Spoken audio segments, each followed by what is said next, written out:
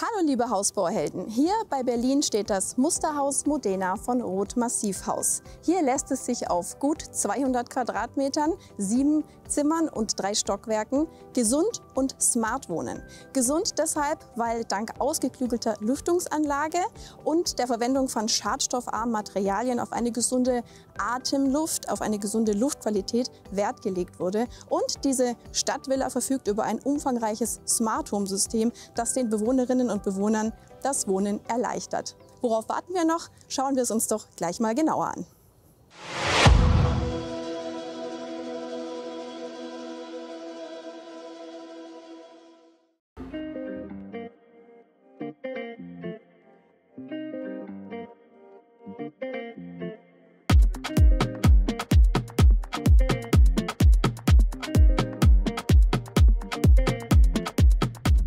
Dieses Haus im Stadtvilla-Stil hat ein Satteldach mit 45 Grad Neigung und der Baukörper bemisst sich auf kompakte 10 x 10 Meter. Wir haben hier über 200 Quadratmeter Wohnfläche verteilt auf 7 Zimmer und 3 Stockwerke. Das sind 2 Vollgeschosse und der Spitzboden ist ausgebaut. Hier sind nochmal 2 Zimmer zur Verfügung. Es ist ein Effizienzhaus 40 Plus in Massivbauweise gebaut. Wir schauen uns gleich mal den Wandaufbau noch ein bisschen genauer an.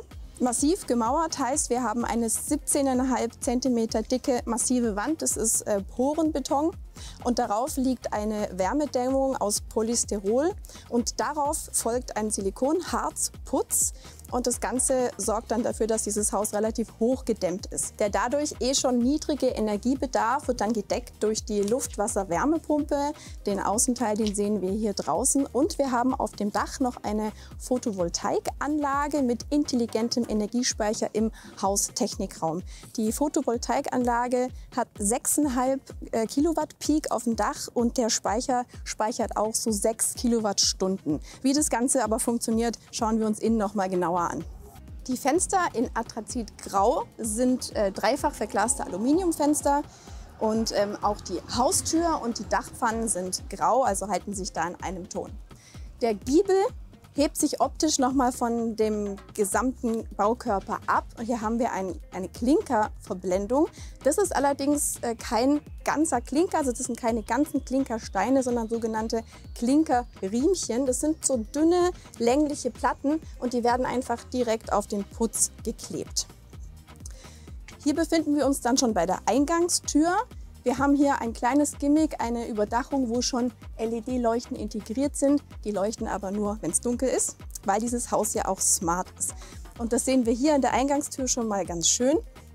Wir haben hier ein Fingerprint-Zugangssystem. Wir haben hier die Kamera und wir hätten hier auch noch mal einen Code, wo wir über einen Zugangscode reinkommen oder über so einen Chip. Das gibt es auch. Und natürlich kann man da von innen noch einige steuern, aber das schauen wir uns dann an, wenn wir reingehen.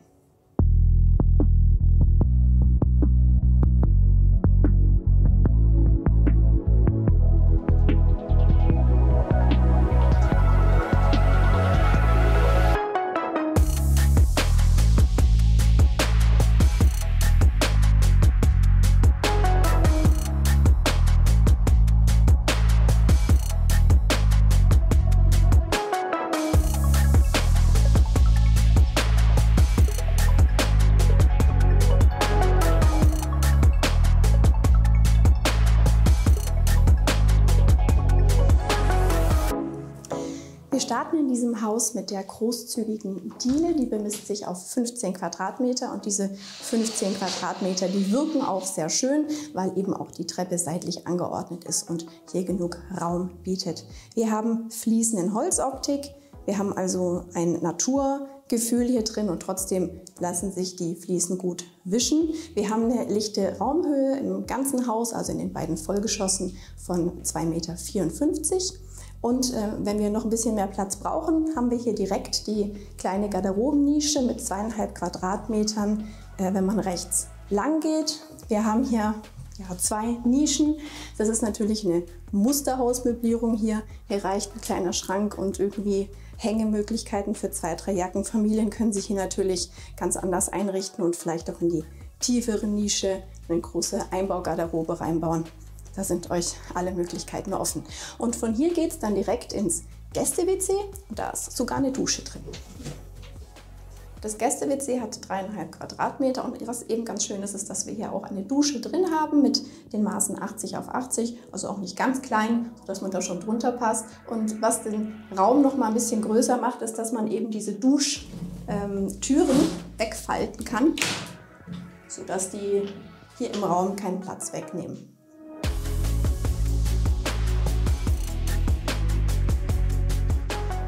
Kommen wir als nächstes in den Wohn-Ess-Kochbereich. Wir haben hier im Wohn- und Essbereich 36 Quadratmeter und dann haben wir die Küche hier ums Eck, die nochmal so knapp 7 Quadratmeter groß ist. Ganz schön ist hier, dass die Küche zwar offen ist und in den Raum integriert, aber dadurch, dass sie übers Eck ist, ist sie doch auch ein bisschen separat. Und ja, je nach Wohngefühl ist es ja auch mal schön, wenn man in der Küche mal seine Ruhe hat oder vielleicht auch die Düfte nicht rüberkommen. Ganz schön hier zu sehen, finde ich, dass diese Schranktüren sehr schön hochgehen, sodass man sich hier den Kopf nicht anstößt, wenn die Schranktür offen ist. Ich persönlich kenne es gut. Und was hier auch noch ganz nett eingebaut ist, ein kleines Gimmick, wenn es draußen an der Tür klingelt und ihr habt zum Beispiel die Noise-Canceling-Kopfhörer auf oder auch jemand, der nicht mehr gut hört, dann geht hier ein Lichtsignal los als Zeichen, dass jemand an der Tür steht.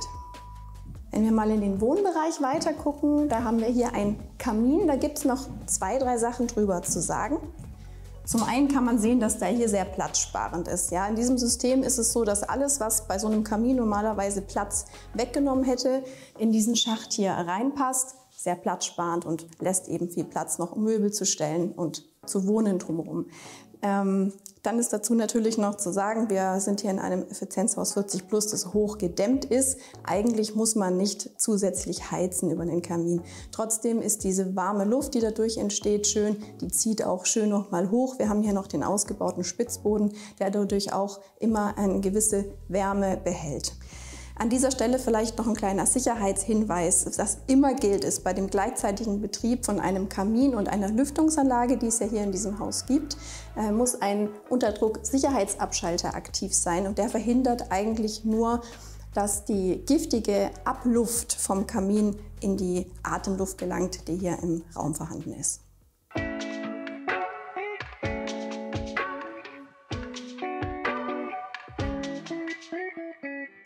Vom Thema Kamin vielleicht zu etwas sommerlichen Temperaturen. Da haben wir hier in diesem Haus eine dreiflügelige Glasfaltwand. Die kann man komplett auffalten, sodass die praktisch komplett weg ist. Es ist hier gute 3 Meter und da kann man komplett barrierefrei, stolperfrei raus und das Wohnzimmer sozusagen öffnen zur Terrasse bzw. hier zu diesem Sommergarten, den wir uns auch gleich nochmal genauer anschauen.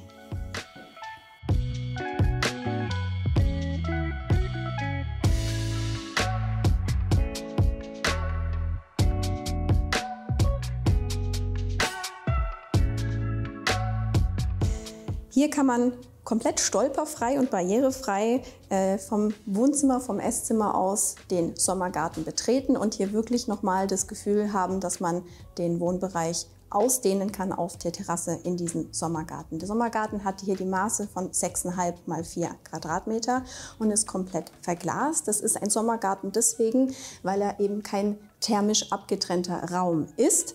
Deswegen nur ein Sommergarten, kein Wintergarten. Wir haben aber hier überall Verglasung, wir haben ein Glasdach und alle Seiten sind verglast und können aber auch geöffnet werden. Und hier oben lassen sich die Rollos runterfahren, sodass wir hier auch eine Verschattung haben.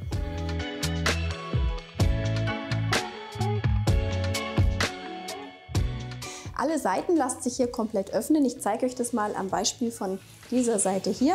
Man fährt praktisch mit einer Glasseite die anderen Glasseiten mit auf, sodass man hier fast die ganze Fläche freilegen kann sozusagen und genauso geht es auch an den anderen beiden Seiten von diesem Sommergarten. Ein schöner Nebeneffekt von diesem Sommergarten ist, dass man hier auch den Wohnraum noch ein bisschen darüber heizen kann, also nochmal extra Heizenergie bekommt, denn über dieses Glas heizt sich hier natürlich die Luft auf und bringt hier auch nochmal Wärme in den Wohnbereich rein. So nutzt man die natürlichen Ressourcen hier nochmal optimal.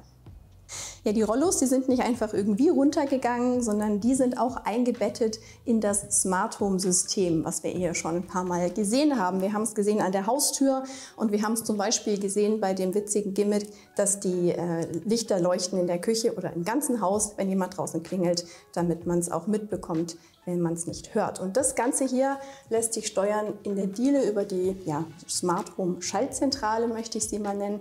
Hier kann ich alles in diesem Smart Home auch nochmal manuell ansteuern. Aber das Smart Home ist ja nicht ohne Grund smart. Es ist deswegen smart, weil es den Bewohnern so alltägliche Handgriffe auch abnimmt, also Dinge auch automatisiert laufen. Ein Beispiel ist hier, dass bei viel Sonneneinstrahlung die Rollläden von selber runterfahren, dass es nicht zu sehr erhitzt oder blendet oder dass das Licht zu bestimmten Tages- oder Nachtzeiten von selber an- und ausgeht. Aber ich kann eben hier manuell auch nachsteuern. Eine ganz schöne Funktion ist der Alles-Ausschalter. So gehen praktisch alle Stromquellen aus dem Haus, wenn ich das Haus verlasse. Und ja, so gehe ich sicher, dass ich kein Gerät vergessen habe auszuschalten und dann eben auch keinen Strom verschwende. Schauen wir uns als nächsten Raum im Erdgeschoss noch das Arbeitszimmer an. Das hat 9 Quadratmeter. Und ja, ist im Endeffekt einfach ein extra Raum, der natürlich als Büro genutzt werden kann. Man hat hier seine Ruhe und kann die Tür hinter sich zumachen. Allerdings auch ganz praktisch wäre hier ein Gästezimmer einzurichten. Oder wenn man ans Thema Barrierefreiheit und Wohnen im Alter denkt, hier hat man auch die Möglichkeit, ohne dass man Treppen laufen muss, eben auch ins Gästebad zu kommen, wo eine Dusche drin ist. Also das Thema Mitaltern im Haus kann man hier gut auch mal mitbedenken. Hier würde ich noch gerne auf die Beleuchtung eingehen, denn hier sind wir wieder im Smart Home Aspekt. Fast in jedem Raum kann man die Lichtfarbe von dem Raum ändern. Zum einen manuell hier am Taster oder an der Zentrale oder man kann es auch einstellen, zum Beispiel jeden Abend wird das Licht lila, wem es gefällt.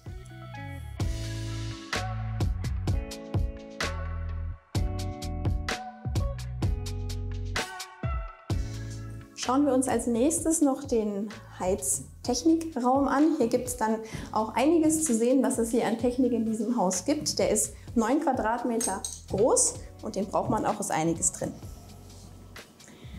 Also zum einen haben wir den Innenteil der Luftwasser-Wärmepumpe und hier haben wir die Lüftungsanlage. Die saugt zum einen die verbrauchte Innenluft ab und zieht von außen Frischluft ins Haus. Und durch die Wärmerückgewinnung wird die frische Luft, die reinkommt, durch die Wärme von der abströmenden Luft erhitzt und muss so nicht mehr extra erhitzt werden. Und dann haben wir hier noch was Besonderes, was nicht standardmäßig mit drin ist, aber sehr gut ist für die Atemluft, und zwar eine feuchte Rückgewinnung. Gerade im Winter ist die Luft, die von außen reinkommt, sehr trocken und da wird dieser Luft Feuchtigkeit zugesetzt, sodass wir sie einfach angenehmer atmen können. Für die Lufthygiene auch noch wichtig zu wissen, dass hier ein F9 Pollenfeinfilter drin ist, der also sehr fein rausfiltert. Den muss man regelmäßig tauschen. Das System sagt einem Bescheid, aber so vom Richtwert kann man sagen, alle halbe Jahre. Und das kann man selber machen, also da muss keiner kommen. Wir versuchen das jetzt mal zu zeigen. Ja, also da kann man hier öffnen und das hier ist der Filter. Und den könnt ihr dann eigentlich einfach rausnehmen und einen neuen einsetzen. Und dieser hier, das ist ein anderer Filter, der filtert die Luft, die rausgeht, also die das Haus verlässt. Das ist kein F9-Filter mehr, sondern nur noch ein G4-Filter, weil natürlich die Luft, die nach draußen geht, muss nicht mehr so intensiv gefiltert werden wie die Luft, die ins Haus kommt. Wenn wir hier ein bisschen weiter schauen, haben wir hier eine Bewässerungsanlage. Draußen im Garten ist ein Niederschlagsmesser und der kann bestimmen, ob es notwendig ist, den Garten zu sprenkeln. Und man kann ihn aber auch in 4 Bereiche einteilen und pro Bereich bewässern, sodass man sich da selber auch nicht mehr immer drum kümmern muss, sondern das auch ein bisschen automatisieren kann und dabei eben auch nur so viel Wasser verbraucht wie notwendig. Ein bisschen weiter haben wir den Schaltschrank für das Smart Home. Hier ist wichtig, dass ein Server drin ist, der alles zentral steuert, und dann gibt es für jedes Gewerk, also zum Beispiel Licht, Beschattung und so weiter, gibt es dann nochmal eine Extension. Hier am Beispiel zum Beispiel der lilane Audio-Server für die Audioanlagen, die hier in jedem Zimmer verbaut sind. Dieses Smart Home hier ist ein kabelgebundenes Smart Home. Das heißt, es ist direkt bei der Elektroinstallation von diesem Haus beim Hausbau mit geplant und mit verlegt worden. Erweitern kann man dieses System aber über Funktaster, über Funkschalter und über eben auch die App, die ja über Wi-Fi und Funk funktioniert, um da mehr Flexibilität reinzubekommen. Und hier unten im Einbauschrank versteckt sozusagen ist noch der Speicher von der Photovoltaikanlage, die wir vorher aus dem Dach gesehen haben. Die hat eine Kapazität von 6 Kilowattstunden und sie ist intelligent und das bedeutet, dass sie den gewonnenen Strom genau so verteilt, wo er gebraucht wird, also in die Wärmepumpe, und wenn Energie übrig ist, dann speist sie den Strom auch ins Netz ein. Im Erdgeschoss haben wir jetzt alles gesehen. Jetzt wollen wir mal hochgehen ins Obergeschoss. Da kommen wir hin über diese gerade Stahlwangentreppe mit Glasgeländer und der Handlauf und die Stufen sind aus Eiche. Hier auch noch mal ein kleiner Smart Home Aspekt. Diese Lichter hier, das sind so Nachtführungslichter und die gehen nur nachts auf Bewegungsmelder an, um einen sicheren Weg nachts zum Beispiel zur Toilette oder zum Kühlschrank, wenn man sich was zu trinken holen will, zu gewährleisten.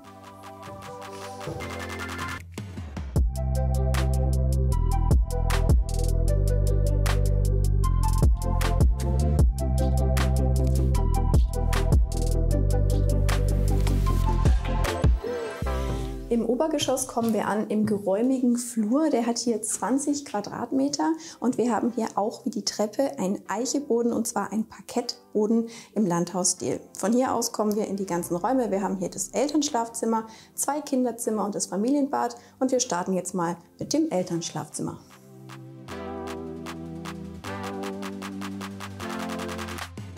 Das Elternschlafzimmer hat 14 Quadratmeter und da wir hier auch nochmal ein Vollgeschoss haben, haben wir auch hier nochmal eine lichte Raumhöhe von 2,54 und haben hier viele Möglichkeiten, hohe Schränke zu stellen. Wir haben hier nur eine Kommode stehen, aber auch hier hätten wir noch viel mehr Staumöglichkeiten.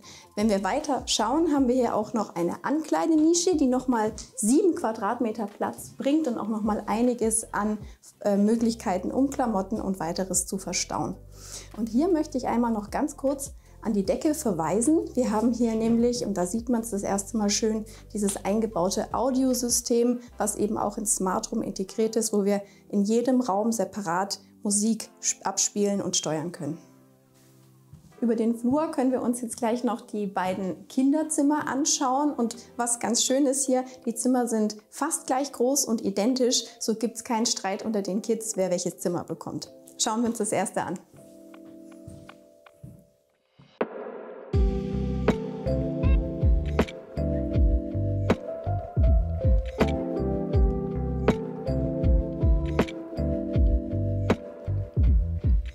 Dieses Kinderzimmer hat knapp 14 Quadratmeter und ich würde an dieser Stelle gerne nochmal auf das Thema Wohngesundheit zu sprechen kommen.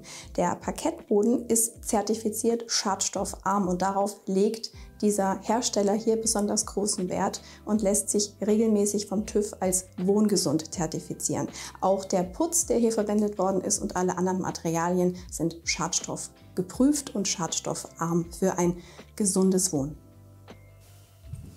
Schauen wir uns noch ganz kurz das zweite Kinderzimmer an, auch 14 Quadratmeter groß, fast baugleich. Und hier möchte ich euch gerne noch mal an die Decke verweisen. Wir haben hier wie überall auch einen Bewegungsmelder oder Präsenzmelder verbaut. Das ist auch eine weitere Möglichkeit, wie ihr das Smart Home nutzen könnt. Das ist so einstellbar, dass das Haus erkennt oder das Zimmer erkennt, sobald jemand reinläuft und drin ist, geht die Musik an und das Licht an. Das könnt ihr auch noch in die Alarmanlage integrieren. Also wenn wirklich niemand zu Hause ist und dieser Melder eine Bewegung vermeldet, dass dann ein Alarm ausgelöst wird. Ja, über den Flur können wir uns jetzt noch den letzten Raum im Obergeschoss anschauen und das ist das Familienbad mit 13 Quadratmeter Fläche. Und da sieht man gleich, dass hier auch viel Raum geboten ist für die ganze Familie, obwohl wir ja unten auch eine Dusche haben. Das heißt, es gibt morgens keinen Streit.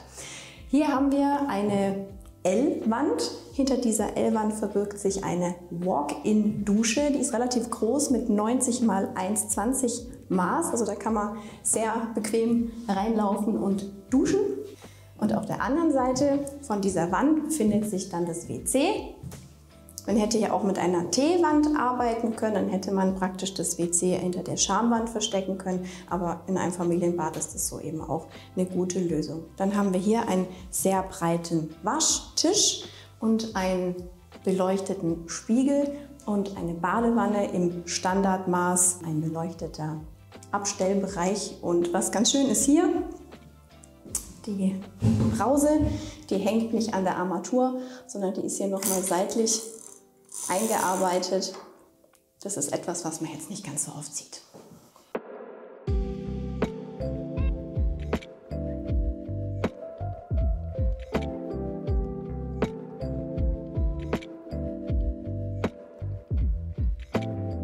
Das war's im Obergeschoss. Jetzt fehlt uns noch der ausgebaute Spitzboden und den erreichen wir über die gleiche gerade Stahlwangentreppe, die uns auch schon vom Erdgeschoss ins Obergeschoss hier gebracht hat. Die ist hier allerdings schmaler und die Trittstufen sind auch etwas kleiner.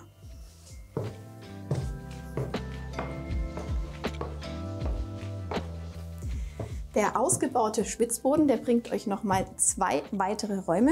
Wir haben hier einen etwas kleineren Raum mit 17 Quadratmeter und hier drüben einen etwas größeren mit 23 Quadratmeter. Ja, es bietet sich an, diese Räume hier zum Beispiel als Hobbyraum oder als Spielzimmer oder eventuell auch nochmal als Gästezimmer zu nutzen. Die anderen beiden Stockwerke sind ja über Fußbodenheizung geheizt worden. Das macht hier jetzt nicht ganz so viel Sinn, weil es eben keine Betondecke ist, sondern hier direkt über uns das Dach ist. Deswegen wird hier über sogenannte Gebläsekonvektoren geheizt. Das sind diese Heizkörper hier. Die brauchen anders als andere Heizkörper statt 50 Grad warmem Wasser nur 35 Grad warmes Wasser. Und die Luft, die dadurch erhitzt wird, die wird über Ventilatoren in den Raum geblasen und dort verteilt.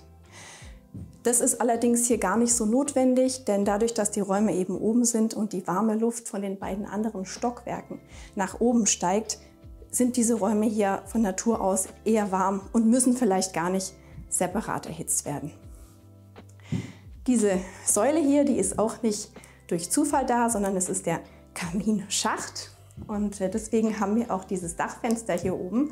Das ist auch nicht zufällig hier und bringt nicht nur Tageslicht, sondern das ist der Zugang zum Kamin für den Schornsteinfeger. Das war's auch schon wieder mit der heutigen Haustour. Wenn ihr mehr zu dem Haus, zum Aspekt der Wohngesundheit, zum Smart Home oder Preise und Grundrisse wissen wollt, findet ihr den Link zu unserer Hausdatenbank wie immer in der Video-Description. Und wenn ihr euch mal einen Live-Eindruck von diesem Haus verschaffen wollt, dann könnt ihr es hier in Birkenwerder bei Berlin besichtigen. Und jetzt bleibt mir nur noch zu sagen, wenn euch das Video gefallen hat und ihr uns supporten wollt, dann lasst uns ein Like da und abonniert am besten gleich auch unseren Kanal. Aktiviert dabei auch gerne die Glocke, denn dann werdet ihr informiert, sobald wir ein neues Video veröffentlichen. Vielen Dank fürs Zuschauen und bis zum nächsten Mal.